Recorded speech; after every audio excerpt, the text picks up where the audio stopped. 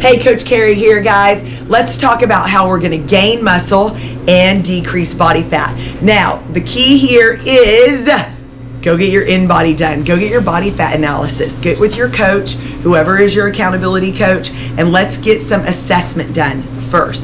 Measurements, that is key because a lot of us just take one measurement, weight, and this is not a true indication of our true health and our true strength. So what do we want to do? We want to get not only weight, we want to get our body fat, we also want to get our muscle.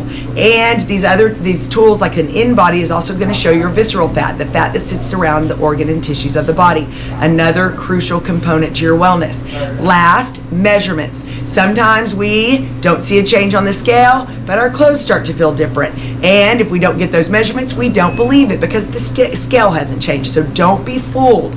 So let's get an assessment. Why? Because when you start wanting to gain muscle and decrease body fat, it is so important to watch the data on this in-body machine, right? So here's the deal. When you want to gain muscle, you must put in protein. And we're like, oh, I eat protein. Here's the deal.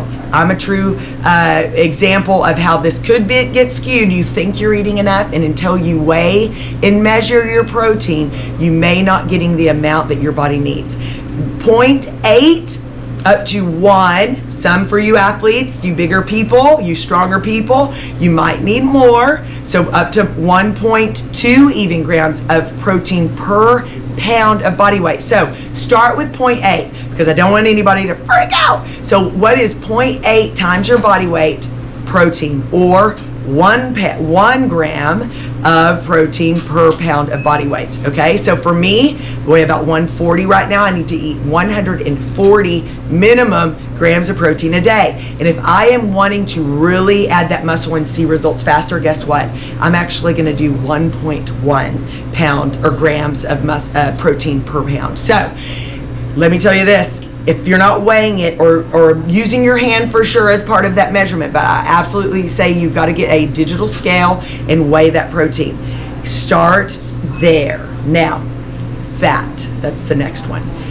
Fat is so easy to overconsume. Drizzle of olive oil here, splash of nuts and seeds there. Throw that cheese on that sandwich and another piece on tonight at dinner. Oh, I didn't eat that much fat, but we're not calculating it. Fat can sneak up quick.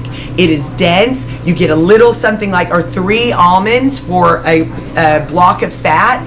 Oh my. And now all of a sudden you've eaten the bag because you drove home and you were, stress eating in the car, or starved because you didn't have a snack prepared. Let's not do that, because fat can calorically go on top of everything so fast. So we've got to get our fat grams under control. We've got to keep our protein up, and then moderation on your carbohydrates. Okay, so stick to that moderate carbohydrate take. Now, our Lift Off nutrition coaches, they work with this specifically for your body type, your goals, your activity level, and how fast you want to move. So if you need that extra information and data, join one of our new Lift Off nutrition coaches. They are going to help you dial it in. Now, if you're like, let me get started, then let's go back to, if you want to get started on your own, go back to the 0.8, just see if you're getting that. If you're active, I'd say 5 to 6 days per week moving your body, go ahead and bump it up to 1 gram of protein per body weight. Okay, then we can start to dial in those things. Measure your fat. I'm curious what you're eating. I bet you are now too. So let's dial those 2 in, and then we can detail it from there. Guys, it is important. Let's increase the muscle, decrease the fat, and let's get strong together.